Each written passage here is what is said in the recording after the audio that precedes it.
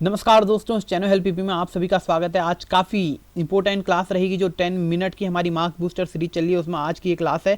हम इसमें देखेंगे कि बहुत ही इंपॉर्टेंट जो सेक्शन है हमारा इतिहास का, जिसमें 100% क्वेश्चन आते हैं। आप वीडियो की स्क्रीन में पढ़ सकते हैं। इतिहास को पढ़ेंगे हम 10 मिनट के अंदर कंप्लीट। हम दिल्ली सल्तनत से आपकी आज़ादी तक, आज़ादी से फिर हम भारत के आज के प्रधानमंत्री तक का पूरा कार्यकाल देखेंगे। जल्दी जल्दी हम 10 मिनट में आपका कंप्लीट करने का पूरा प्रयास करेंगे। अगर आप हमारे चैनल में आए हैं नए, चैनल को लाइक सब्सक्राइब शेयर कर लीजिएगा। चलिए करते हैं वीडियो को स्टार्ट। ये हमारी उच्च गति इस चैनल को, अगर चाहते हैं इस चैनल में स्पीड बढ़ाना और इस चैनल में आपको कोई प्रॉब्लम आ रही है तो इस बुक को आप ले सकते हैं, डिस्क्रिप्शन में इसकी लिंक है। इंडियन रूलर्स, पहला है आपका गुलाम वंश। हमने गुलाम वंश को स्टार्ट करा है यहाँ पर मोहम्मद गौरी से। वैसे कुतुबुद्दीन ऐबक 1206 से स्टार्ट माना जाता है, बट यहाँ पर मोहम्मद गौरी से हम मान रहे हैं कि गुलाम वंश का प्रारंभ मान लेते हैं, तो मानते हैं 1193 मोहम्मद गौरी आया। मोस्ट इंपोर्टेंट, भारत में पहला आक्रमण जो गुलाम वंश की नींव रखता है तो मोहम्मद गौरी द्वारा किया जाता है। फिर वो अपने एक स्लेव को रखते हैं जिसका नाम था कुतुबुद्दीन ऐबक। 1206 कुतुबुद्दीन ऐबक आराम से, इतने इंपोर्टेंट नहीं है। 1206 के बाद 1211 इल्तुतमिश, काफी इंपोर्टेंट यहाँ पर है। फिर 1236 में रुकुद्दीन फिरोज शाह, फिर रजिया सुल्तान, पहली महिला शासिका रजिया सुल्तान 1236 में रही है। फिर उसके बाद मौजुद्दीन बहरम शाह, उसके बाद 1242 में अलाउद्दीन मसूद शाह, 1246 में नासिरुद्दीन महमूद, फिर 1266 में Ghiyasuddin Balban. Most important ruler Ghiyasuddin Balban, बेहतरीन एक यहाँ पर शासक के रूप में आगे आए गियासुद्दीन बलबन। 1286 के खुसरो, 1287 मौजुद्दीन कैकुबात और 1290 में सुमद्दीन कैमुर्स। इसके साथ ही गुलाम वंश 1290 में समाप्त हो जाता है। लगभग इनका शासनकाल हम मान रहे हैं आपका 97 वर्ष हमने लगाए हैं आपके मोहम्मद गौरी से, ठीक है। नेक्स्ट उसके बाद आ रहा है खिलजी वंश। खिलजी वंश 1290 जलालुद्दीन फिरोज खिलजी इनके फाउंडर रहते हैं। उसके बाद 1296 में अलाउद्दीन खिलजी आते हैं। जो अलाउद्दीन खिलजी के बाद आते हैं आपका शाहबुद्दीन उमर शाह, देन नेक्स्ट कुतुबुद्दीन मुबारक शाह, नासिरुद्दीन खुसरो शाह। ये ज़्यादा इंपॉर्टेंट नहीं है। फिर 1320 में इनका समाप्त हो जाता है, काफ़ी शॉर्ट टर्म इनका रहता है, तो 30 वर्षों में लगभग आपका खिलजी वंश समाप्त होता है। उसके बाद आता है तुगलक वंश। तुगलक वंश 1320 में गयासुद्दीन तुगलक फर्स्ट आते हैं। उसके बाद एमबीटी मोहम्मद बिन तुगलक आते हैं 1325 में। मोस्ट इंपोर्टेंट शासक यहाँ पर तुगलक वंश के 1351 में फिरोज शाह तुगलक जी, 1388 ईस्वी में गयासुद्दीन तुगलक, फिर अबू बकर शाह जी, फिर 1389 में मोहम्मद तुगलक तीसरा जो रहते हैं। फिर 1394 में सिकंदर शाह, 1394 नासिरुद्दीन शाह दूसरा, देन 1395 नसरत शाह, फिर 1399 नासिरुद्दीन महमद शाह दूसरा, दोबारा सत्ता पे बैठते हैं 1413 में दौलत शाह। इसके साथ ही 1414 में तुगलक वंश समाप्त हो जाता है। इनका शासनकाल 94 ईयर के करीबन रहता है अप्रोक्सीमेटली। उसके बाद अगर आप हमारे चैनल में अभी नए आए हैं, चैनल को लाइक सब्सक्राइब शेयर कर लीजिएगा। चलते हैं सैयद वंश। जो सैयद डायनेस्टी है 1414 फाउंडर खिजर खान जी, 1421 में मुइजुद्दीन मुबारक शाह दूसरा, फिर 1434 में आपका मोहम्मद शाह चौथा, ज़्यादा इंपॉर्टेंट नहीं है कुछ इसके शासक। फिर 1451 में आपके सैयद वंश भी समाप्त हो जाता है। लगभग 37 वर्ष का कार्यकाल इनका रहता है। देन आती है लास्ट दिल्ली सल्तनत की डायनेस्टी लोधी वंश, और जिसका समाप्त करेंगे हमारे अभी देखेंगे कौन आता है युद्ध करने। 1451 में बहलोल लोधी, 1489 में सिकंदर लोधी दूसरे आते हैं। फिर 1517 इब्राहिम लोधी और 1526 पहला पानीपत का युद्ध, और इसी के साथ लोधी वंश की समाप्ति। 75 वर्ष का कार्यकाल, ज़्यादा कुछ ऐसा सक्सेसफुल नहीं रहा। फिर भी 75 वर्ष इसलिए खींचा रहा क्योंकि कोई शासक नहीं रहे। अब हम बढ़ते हैं मुगल वंश, मुगल डायनेस्टी 1526, लोधी वंश की समाप्ति, और इसी के साथ ही मुगल वंश का स्थापन होता है 1526 में।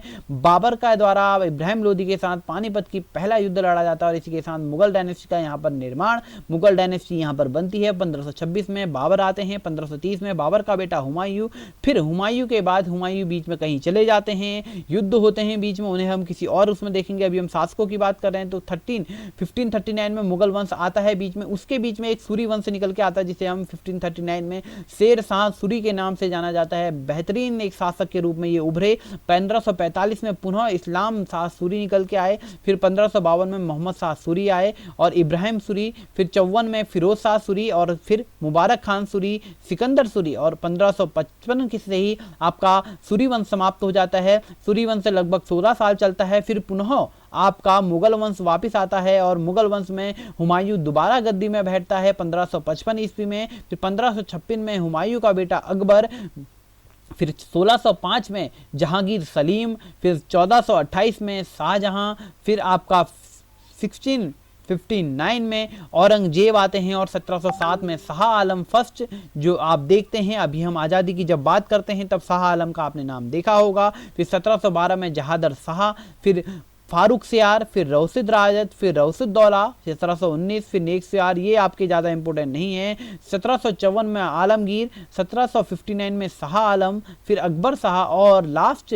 बहादुर शाह जफर। आप देखेंगे 1837 1857 की क्रांति में आपको याद होगा बहादुर शाह जफर के नेतृत्व में आंदोलनकारियों ने अंग्रेजों के खिलाफ, ब्रिटिशों के खिलाफ जो बाजा बजाया था अंग्रेजों के लिए, वो था बहादुर शाह जफर जी के नेतृत्व में करा गया था 1837 में। ठीक है, इसी के साथ 1857 में मुगल वंश समाप्त हो जाता है, बहादुर शाह जफर को रंगून भेज दिया जाता है और शासनकाल 315 वर्ष का करीबन मुगल डायनेस्टी रहती है। ठीक है, ये थी इंक्रीज स्टैंडर्ड स्पीड, आप पहले भी बात कर चुके हैं। अब हम बात करते हैं ब्रिटिश राज का, क्योंकि 1857 के बाद ब्रिटिश क्राउन के हाथ में पूरी पावर आ जाती है। तो 1858 में लॉर्ड कैनिंग आते हैं, 1862 में लॉर्ड जेम्स एल्गिन आते हैं, फिर लॉरेंस आते हैं, रिचर्ड मेयो, ये 1869 रिचर्ड मेयो का कार्यकाल है, जहां पर आप देखेंगे 1872 में लॉर्ड नॉर्थब्रुक है, 1876 लॉर्ड एडन ल्यूटनबर्ग है, 1880 में जॉर्ज रिपन साहब हैं, फिर डफरिन जी आते हैं, फिर आपके 1888 में लॉर्ड हनी लैंडस्टोन आते हैं, फिर 1894 में लॉर्ड विक्टर ब्रूम एलिगन आते हैं, 1899 में लॉर्ड जॉर्ज कर्जन आते हैं, आप देखेंगे 1905 में लॉर्ड गिल्टन मिंटो आते हैं, आप देखेंगे 1909 में मार्लो मिंटो रिफॉर्म आता है। तो ये जो मिंटो हैं ये वही मार्लो मिंटो रिफॉर्म वाले हैं 1909 वाले। 1910 में लॉर्ड चार्ल्स हार्डिंग आते हैं, 1916 में लॉर्ड फेडरिक सैम्सफोर्ड आते हैं और 1921 में लॉर्ड एक्स आइजैक रीडिंग, 1926 से लॉर्ड एडन डरविन और 1939 में लॉर्ड फिरमैन वेलिंगटन, 1936 से लॉर्ड एग्जेल लिथिनगो और 1943 लॉर्ड आर्किडेट वेबल साहब, वेबल प्लान जिसे कहा जाता है, और माउंट बेटन आपने प्लान सुना होगा। तो 1947 में लॉर्ड माउंट बेटन आते हैं और इसी के साथ 90 वर्ष का ब्रिटिश समाज समाप्त हो जाता है। ये 90 वर्ष हम मान रहे हैं जो 1857 की क्रांति के बाद हमने देखा। ठीक है, अब हम बात करेंगे आज़ाद भारत के प्राइम मिनिस्टरों की। तो सर्वप्रथम हमारे देश के सबसे बच्चों के प्रिय जवाहरलाल नेहरू जी 1947 में, फिर 1964 में गुलजारी लाल नंदा जी, जो यहाँ पर एक जब जवाहरलाल नेहरू जी की मृत्यु होगी तो 13 दिन का एक कार्यकाल रहा था। फिर लाल बहादुर शास्त्री आए, उसके जस्ट बाद फिर से गुलजारी लाल नंदा जी को बनाया गया, क्योंकि लाल बहादुर शास्त्री जी की भी मृत्यु हो गई थी तो इन्हें यहाँ पर बुलाया गया। फिर इंदिरा गांधी जी, देन 1977 मोरारजी देसाई जी, सरकार गिर जाती है। फिर चौधरी चरण सिंह जी 1979, देन 1980 में इंदिरा गांधी जी की मृत्यु के बाद 1984 राजीव गांधी जी के बाद आते हैं विश्वनाथ प्रताप सिंह जी और 1990 में चंद्रशेखर जी और 1991 में पीवी नरसिम्हा राव जी आते हैं। और देन अगेन 13 आपके आते हैं आपके अटल बिहारी वाजपेयी, यहाँ पर कुछ समय के लिए रहते हैं। फिर 1996 से एच.वी. देवगौड़ा जी आते हैं, फिर 1997 में आई.के. गुजराल जी, देन अगेन 1998 में अटल बिहारी वाजपेयी जी और 2004 में डॉक्टर मनमोहन सिंह, कांग्रेस की सरकार आती है 2004 में डॉक्टर मनमोहन सिंह। फिर उसकी अगली लोकसभा में भी डॉक्टर मनमोहन सिंह का कार्यकाल रहता है। उसके बाद आते हैं 2014 में नरेंद्र मोदी जी, और जो आज तक हमारे देश के प्रधानमंत्री हैं। टिल डेट आज तक हमारे देश के प्रधानमंत्री 2 फरवरी 2021 की ये वीडियो है। तो इसमें अभी तक जो हमारे कार्यकाल रहा है 1100 हमने 92 से 1192 से हमने स्टार्ट करा और हम आज बात कर रहे हैं 2021 की। तक हमने देखा पूरा कार्यकाल कौन शासक रहा, क्या कैसा रहा। एक और नई वीडियो में जो आपके लिए ऐसी ही इंफॉर्मेटिव रहेगी, इस 10 मिनट की स्टैटिक वीडियो ऐसी ही रहेगी। अगर आपको हमारा प्रयास अच्छा लगा, आपको हमारे ये प्रयास अच्छे लग रहे हैं तो चैनल को लाइक सब्सक्राइब शेयर कर जरूर करिएगा। वीडियो को लाइक कर दीजिए, जितना हो सके अपने दोस्तों में शेयर करेगा। कल हम एक कोई नए टॉपिक के साथ आपके साथ आएंगे, तब तक के लिए ऑल द बेस्ट। शेयर जरूर कीजिए, लाइक करिए, फॉलो करिए, कमेंट करिए और बेल आइकन को जरूर दबाइएगा। Bye bye, take care.